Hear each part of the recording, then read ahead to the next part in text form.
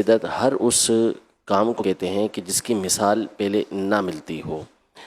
تو ایسے کام کو یہ بدعت یعنی نیا کام کہا جاتا ہے۔ بدعت کے حوالے سے بھی جو یہ تصورات ہیں کہ جی ہر نیا کام جو نبی پاک صلی اللہ علیہ وسلم کے بعد ہوا یا صحابہ کرام علیہ رضوان کے بعد ہوا، وہ بدعت ایسی ہے کہ جو بری ہی بری ہے، تو ایسا کہنا یہ بہت ساری احادیث پاک کا انکار کرنا ہے۔ نبی پاک صلی اللہ تعالیٰ علیہ وآلہ وسلم نے یہ ارشاد فرمایا کہ من احدث فی امرنا ھذا لیس منہ فہو رد، جس نے ہمارے اس دین کے اندر کوئی ایسا کام ایجاد کیا کہ جو اس دین سے نہیں ہے، لیس منہ، اس میں سے نہیں ہے، تو وہ مردود ہے۔ اس کا مطلب ہے، یہ علماء فرماتے ہیں کہ نبی پاک صلی اللہ علیہ وسلم کا ایک ایک کلمہ یہ اہمیت کا حامل ہوتا ہے۔ تو فرمایا کہ جس کی اصل اس دین کے اندر نہیں ہے، ایسا نیا کام ایجاد کیا تو وہ مردود ہے، لیکن اگر وہ اسی دین سے تعلق رکھنے والا معاملہ ہے، نیا کام اگرچہ ہے لیکن دین سے تعلق رکھتا ہے، تو وہ مردود نہیں ہے، وہ مقبول ہی ہے۔ اب اگر ہم صحابہ کرام علیہم رضوان کو دیکھیں تو نبی پاک صلی اللہ علیہ وسلم کے زمانے اقدس سے ہی یہ سلسلہ چلتا ہوا آ رہا ہے کہ صحابہ کرام علیہم رضوان اپنے طور پر بہت ساری عبادت کیا کرتے تھے، نبی پاک صلی اللہ علیہ وسلم کے علم میں وہ نہیں لاتے تھے، پھر بعد میں علم میں آتی تھی، نبی پاک صلی اللہ علیہ وسلم اس کو برقرار رکھا کرتے تھے۔ جیسے مثال کے طور پر حضرت سیدنا بلال رضی اللہ تعالیٰ عنہ کی حدیث مبارکہ، یہ صحیح حدیث مبارکہ ہے کہ نبی پاک صلی اللہ علیہ وسلم نے ان سے پوچھا کہ بلال، تم اسلام کے اندر کون سا ایسا کام کرتے ہو کہ جس کی تمہیں سب سے زیادہ امید ہے، یعنی بخشش کی، مغفرت کی، درجات کے بلندی کی تمہیں سب سے زیادہ امید ہے، اس لیے کہ میں نے جنت میں اپنے آگے تمہارے قدموں کی آواز سنی۔ تو انہوں نے عرض کیا رسول اللہ اور تو کچھ نہیں ہے، البتہ اتنا ہے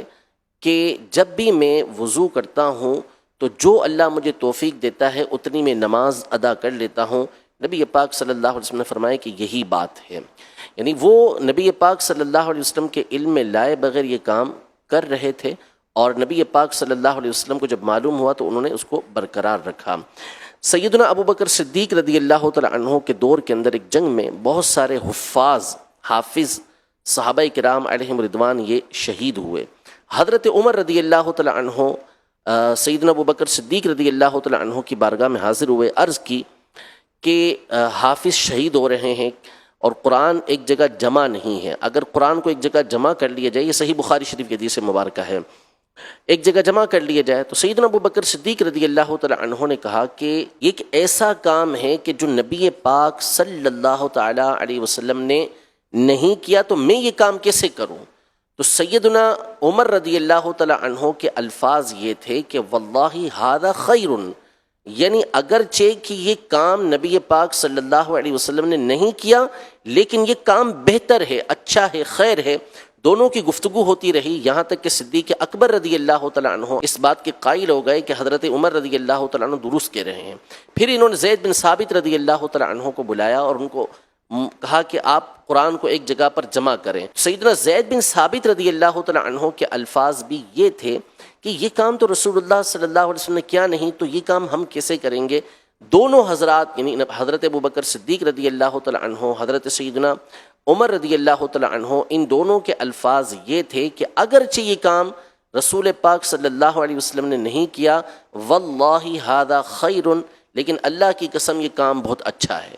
پھر سیدنا زید بن ثابت رضی اللہ تعالیٰ عنہ کی سرکردگی کے اندر ایک ٹیم تیار ہوئی جس نے قرآن پاک کو ایک جگہ پر جمع کیا، جس کی ایک تفصیل ہے۔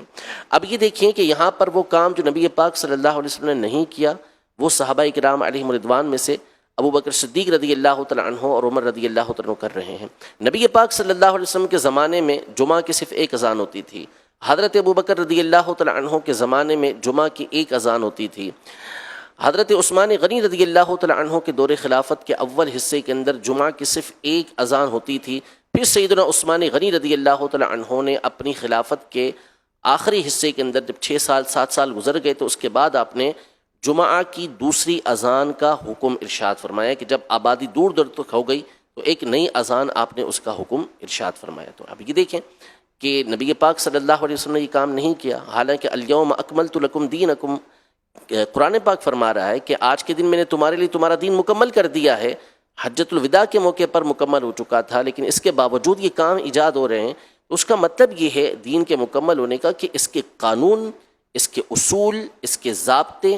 یہ سارے کے سارے مکمل کر دیے گئے ہیں۔ اب جو بھی ایسا کام آتا ہے کہ جو پہلے نہیں ہوا لیکن وہ شریعت مطہرہ کے اصول کے عین مطابق ہے تو پھر وہ اسی آیت مبارکہ کے تحت داخل ہے۔ آج بھی انکار کرنے والے افراد بھی اگر غور کریں تو بہت سارے کام وہ ہو رہے ہوتے ہیں کہ جو نیکی کے کام کہلاتے ہیں، دین کے کام کہلاتے ہیں، اور نبی پاک صلی اللہ علیہ وسلم سے، صحابہ اکرام علیہم رضوان سے، تابعین سے ان کا کسی طرح کا کوئی ثبوت نہیں ہوتا۔ تو واضح طور پر حدیث مبارکہ بھی موجود ہے، اور ہمارے اسلاف نے واضح طور پر حدیثوں کی جو شرح کے اوپر مشتمل کتابیں ہیں وہ آپ پڑھتے چلے جائیں تو کل بدعت ضلالہ کے جو الفاظ ہیں کہ ہر بدعت گمراہی ہے، وہ بدعت کے آگے تشریح کرتے ہیں، ای بدعت، وہ بدعت کے جو مکروہ ہے، وہ بدعت کے جو حرام ہے، یعنی ایسی بدعت کے جو سیئہ ہے، بری ہے، وہ اس کی تشریح کرتے ہوئے کہتے ہیں کہ یہ چیز ہے۔ تو یہ بات کہنا کہ جو کام نبی پاک صلی اللہ علیہ وسلم کے زمانے اقدس میں نہ ہوا ہو تو وہ کرنے کی اجازت نہیں، یہ خود نبی پاک صلی اللہ تعالیٰ علیہ وسلم کی تعلیمات کے اور اسلاف کی تعلیمات کے خلاف ہے۔